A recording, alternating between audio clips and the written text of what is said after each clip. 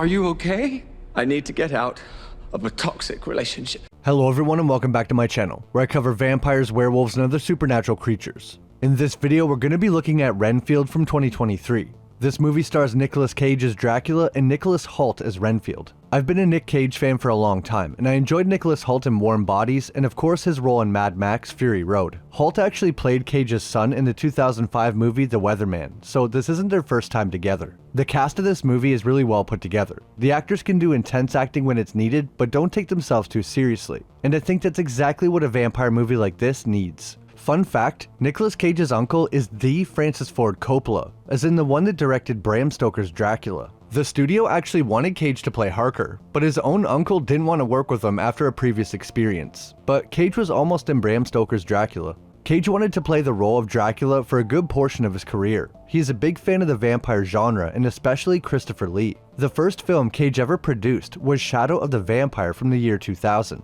So needless to say, he's been waiting for another chance to be on screen as a vampire since Vampire's Kiss. Let's take a look at Renfield's unique curse, the legendary Dracula, and if Renfield can escape his clutches. Before we get into Renfield, have you played Bloodlines Heroes of Lithis? Well, if you haven't, you're missing out, and they just so happen to be today's video sponsor. The game is absolutely free to play and takes place in a stunning 3D world of fantasy. There's so much to do in this game you'll never get bored. Collect new characters that are released every fortnight, customize your champions by marrying any two bloodlines in the game such as elves, orcs, demons, demigods, dragonborn, lycans, vampires, and more to create over 800 different hybrids. The higher your intimacy with your companion, the stronger your offspring will be. Protect your city, raise heirs, and so much more. There is currently an event in the game, the 2nd anniversary celebration. To mark the event, they have introduced the light goddess Luxus. Join the Radiant Luxus event featuring strategic battles in the Arbiter's Arena, and also take place in the Torchlighting event.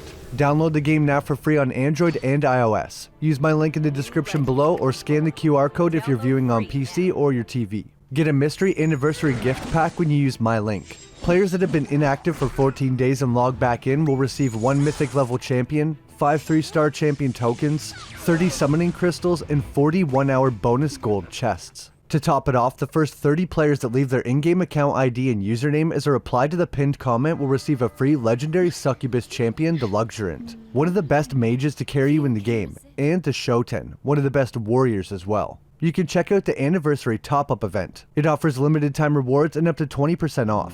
Thanks so much to Bloodlines Heroes of Lithis for sponsoring the video.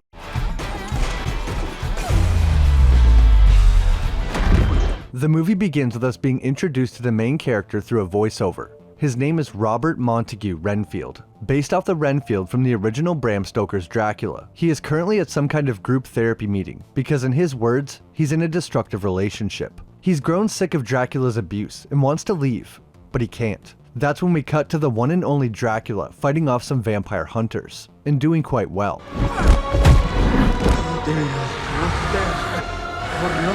Just in this short clip, we get to see a number of his abilities. He breaks this guy's neck effortlessly, then throws someone across the room with superhuman strength. He's then able to run along the wall, dodging a crossbow, and turn into a swarm of bats. Renfield admits this is a lot to take in at once, so maybe it's best we start at the beginning. The movie transitions to black and white, and if you're a fan of this channel, you probably recognize this is the 1931 Dracula movie, but instead of Bela Lugosi, it's now Nick Cage. I thought this was pretty clever and funny. I am Dracula.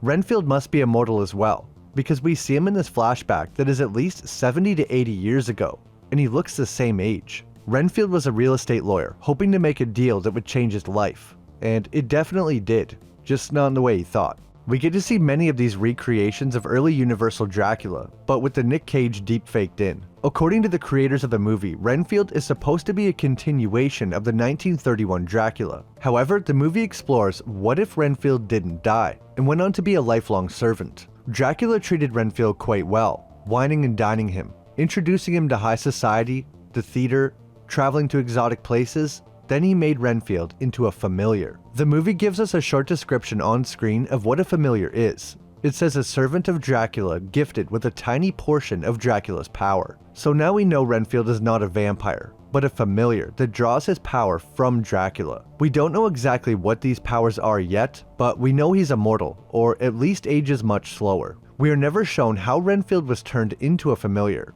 I'm kind of curious how that differs from someone being turned into a vampire. Renfield is Dracula's #1 servant, taking care of his feeding, hiring new staff, and much more. According to Renfield, it started off great, but like all great times, they come to an end. Dracula calls to Renfield telepathically, saying the hunters have returned, and this is when we're introduced to Renfield's abilities. Dracula's powers come from consuming human life. Renfield's powers come from consuming bugs. This makes his eyes glow orange and his physical strength is greatly enhanced. This is an interesting twist on the original Renfield. Obviously the original had no superpowers, but he was obsessed with insects. He had a whole theory about how he could consume the life force from the bugs and it would make him live longer. So it's kind of a spin on that.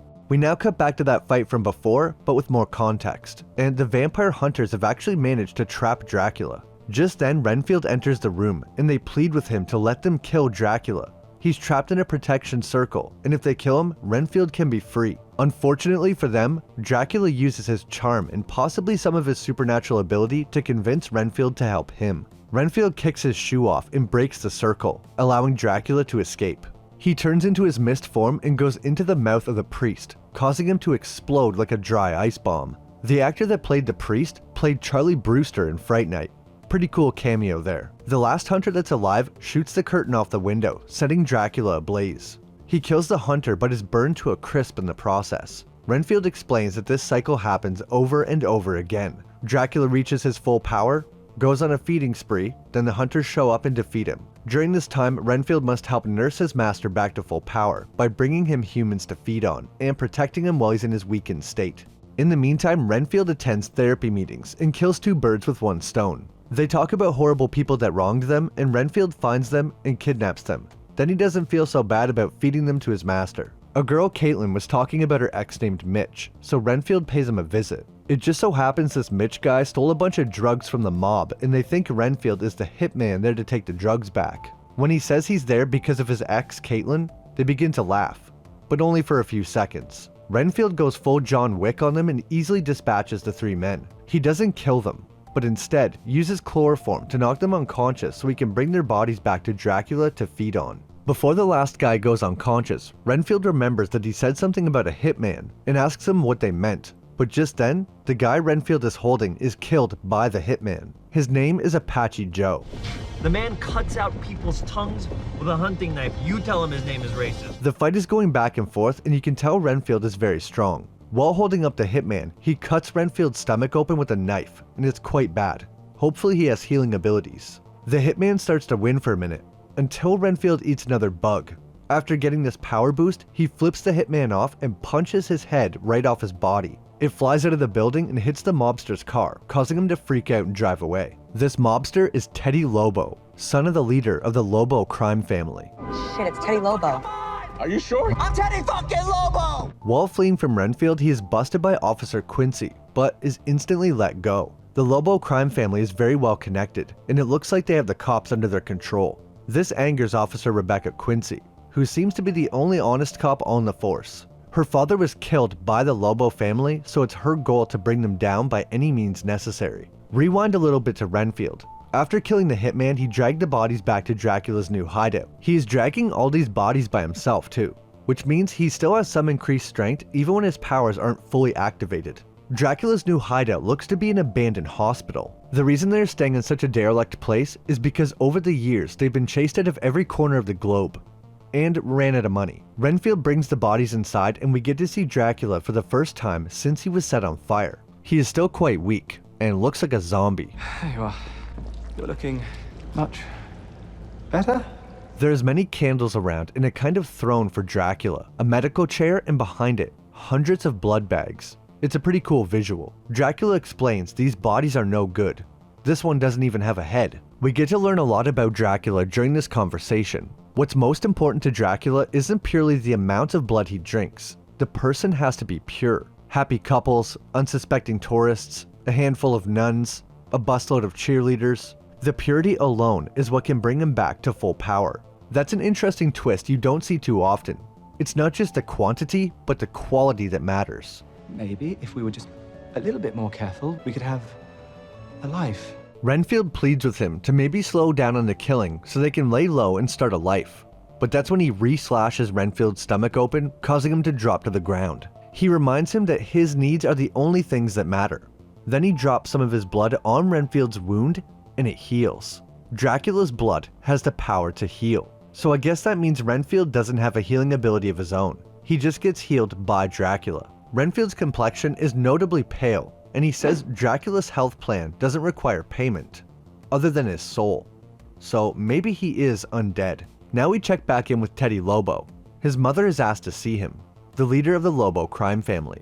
Her name is Bella Francesca Lobo. She needs to know that Teddy can get his hands dirty, so he decides to try and kill the cop who arrested him. It just so happens Renfield is at the same place when everything goes down. Renfield doesn't want to hunt for people anymore, but of course, as he looks around, it's Dracula's perfect menu that he described. Unsuspecting couple, handful of nuns, and an actual busload of cheerleaders comes into the restaurant. What are the odds? Before Renfield can kidnap anyone, Officer Quincy enters the building, forcing him to abort his plan. Just moments later, the Lobo gang shows up, wearing masks that look a lot like werewolves, and take over the restaurant with guns. Teddy plans to make an example of her for arresting him. He says he'll give her one more chance. Admit to everyone here we own you too, or I'll shoot. Surprisingly, she says shoot me, and won't back down. This inspires Renfield and he decides to step in. He powers up and begins mutilating these guys. He kicks a table and the leg goes right through a guy's chest.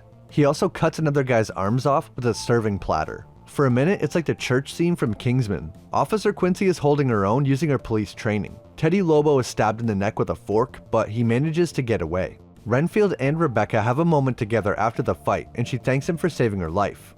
All their lives. He's a hero. This ultimately starts to tilt Renfield toward having a different life. He got to see what it's like being the good guy instead. Renfield says he's lived all over, and Rebecca thinks he's in the military, and that's how he knows how to fight so well. Renfield admits he was in the war. The Great War. If you don't know, that's a nickname for World War I, and he quickly has to correct himself and say he meant Afghanistan. He leaves the restaurant with everyone thanking him, and just when he's feeling really good about his new outlook on life, Dracula calls him. What are you doing? Get here. Dracula has a telepathic connection to his familiars and can contact them at any time. Upon returning to the hideout, we see Dracula is healed and looks better than he did before. In this form, he slightly reminds me of old Greg. You love me, and you see me, and you know me. I'm old Greg! He fills Renfield in on his new plan. Last time, Renfield told him about how dangerous the modern world is, and he agrees. He can't just go on a mindless blood-drinking spree like he did before. This time, he has a plan. He wants to be worshipped like a god, and everyone will either be a follower or food.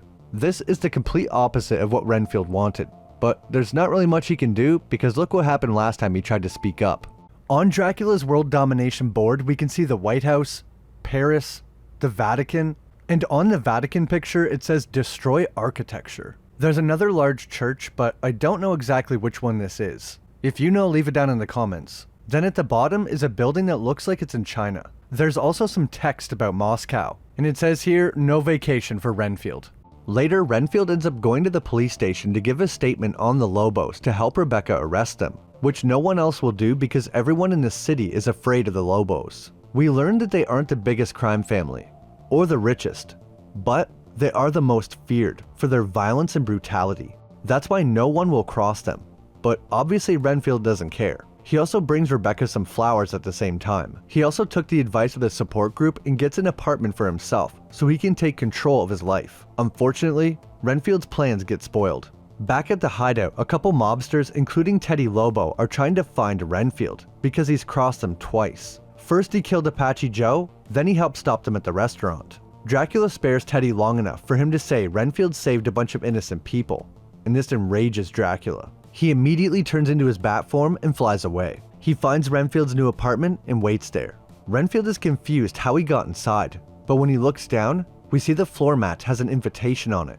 So I guess that's all they need to enter a home in this movie. Sometimes it's as complicated as you have to be invited specifically by the owner, but here a floor mat will do. After questioning Renfield, Dracula discovers that his mind has been corrupted by the church, so he goes straight there. Renfield somehow gets there first and tries to warn everyone to leave, but they don't take him seriously. Then Dracula arrives. Well, come on! No! The leader of the support group invites Dracula inside, not realizing what he's done. He introduces himself. Some call me the Dark One, others the Lord of Death. Dracula. Okay, obviously we're dealing with a little bit more than just narcissism here. Renfield begs Dracula not to do it. He already knows exactly where this is headed. He says they're good people, but Dracula replies, "Good, you finally brought me what I asked for." He then tears the group apart with ease, leaving them all a bloody mess.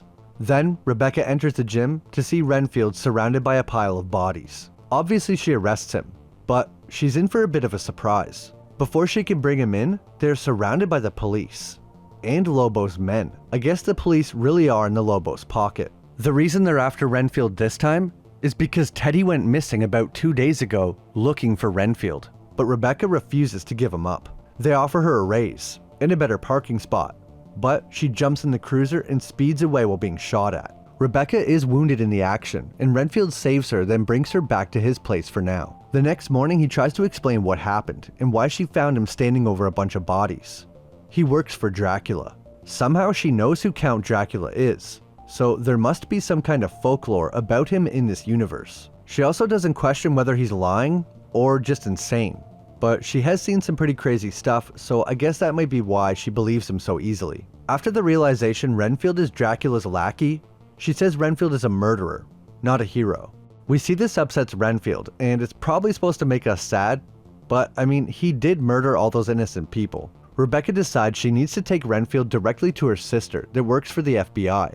She can't trust anyone at the precinct because they're all working for the Lobos. I didn't mention this earlier, but Rebecca took a pen from the crime scene that Renfield was at and gave it to her sister to check for fingerprints. The results shock both of them. Her sister says whoever these fingerprints belong to is linked to cases all over the world, going back decades. This guy must be 70 or 80 years old and might be the most prolific serial killer ever. This makes sense because Renfield has been collecting bodies for Dracula for nearly a century. I'll talk about something later which leads me to believe that Renfield was being at least partially controlled while doing this. They try to leave the apartment but are completely surrounded by the Lobos and the police again. Renfield needs to find a bug fast in order to save them. He finds a kid holding an ant farm and that does the trick. As soon as he's powered up, he breaks the handcuffs like they're made of plastic and starts dispatching the men. With the help of Rebecca, they are able to wipe out everyone.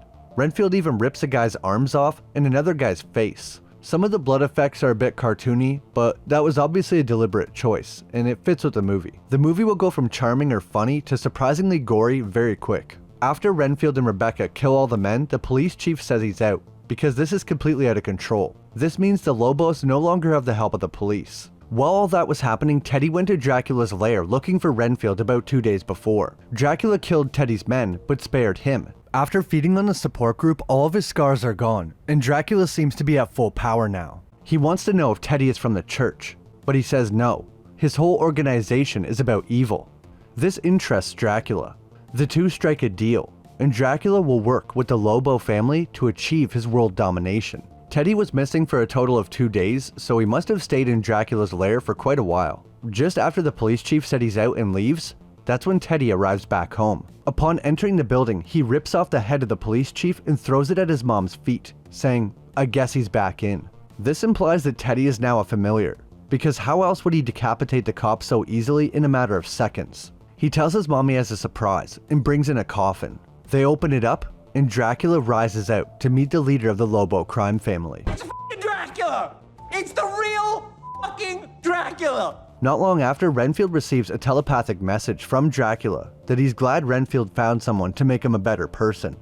He found some people that are going to help him as well. At the same time, Rebecca was trying to call her sister at the FBI, but Francesca answers instead. They have taken her sister, and she doesn't have much time. Rebecca's going to go after her, but Renfield is a bit more nervous after what happened to the support group. She tells him that if he really wants to be a hero, he needs to risk it all. Renfield tells her that Dracula will be there as well, and says they will need to gather supplies before sundown. He will need a lot of bugs, which they get from a bait shop, wooden stakes, crucifixes, and maybe a protection circle, which is a circle made of powder that traps demons. This is the same kind of circle that trapped Dracula at the beginning of the movie. If a protection circle traps demons, and we have already seen it trap Dracula, does that mean he is a demon?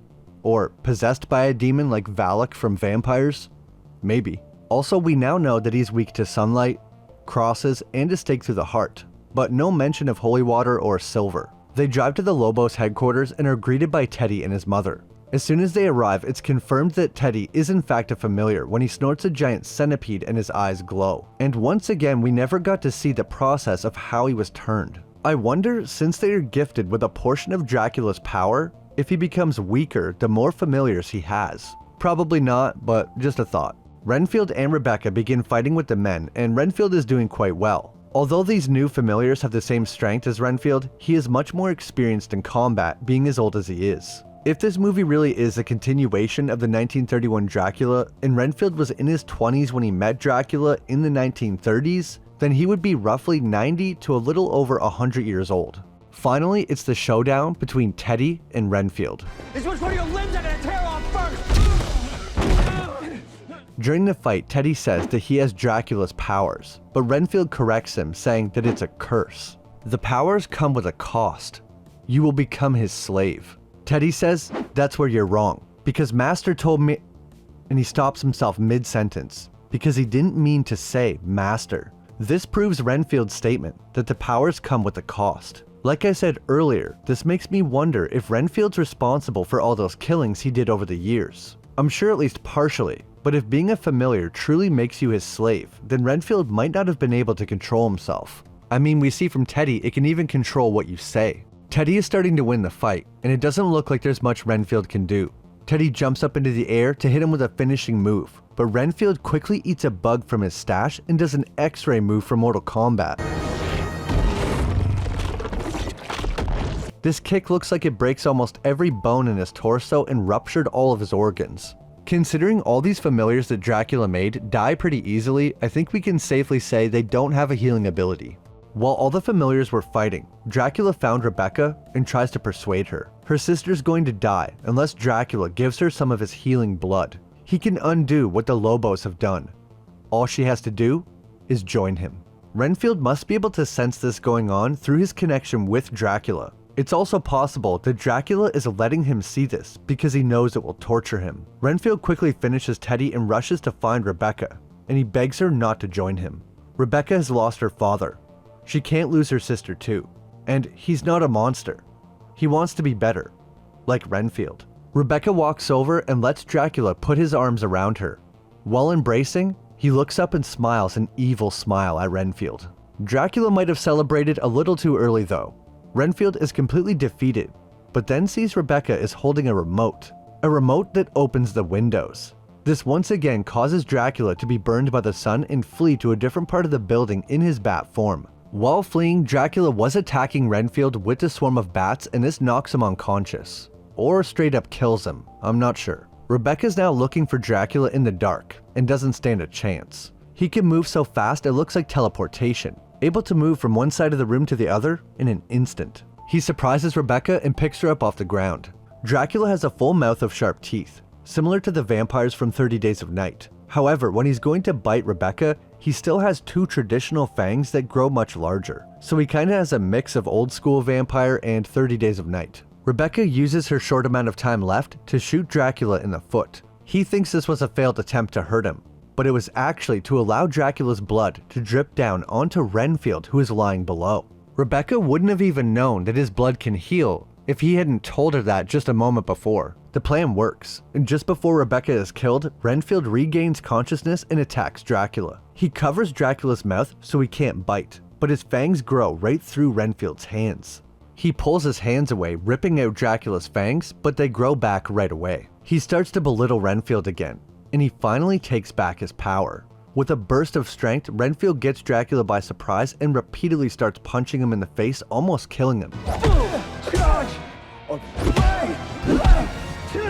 Dracula finally works up the power and anger to throw Renfield away and charges at him in mist form. We've seen what happened to someone the last time he did that. Lucky for Renfield, right before Dracula reaches him, he's trapped in a protection circle. During the short time that Dracula and Renfield were fighting, Rebecca used some of the Lobos' product to create a circle of powder. She learned how to do it from Wiccan Tumblr. They can now kill Dracula while he's trapped inside the circle, and he can't do anything back to them. They are currently in the Lobos torture room, so there's plenty of useful tools around. They ask Dracula, any last wishes? I wish to spend a season in hell. He yells Hail Satan, but is interrupted by a morning star to the face. They go all out dismembering Dracula's body. Dexter would be proud. Renfield admits it's a little extreme, but there's so much folklore out there about how to actually kill a vampire, it gets confusing. Renfield has seen him come back from some pretty crazy stuff before, so why not try everything?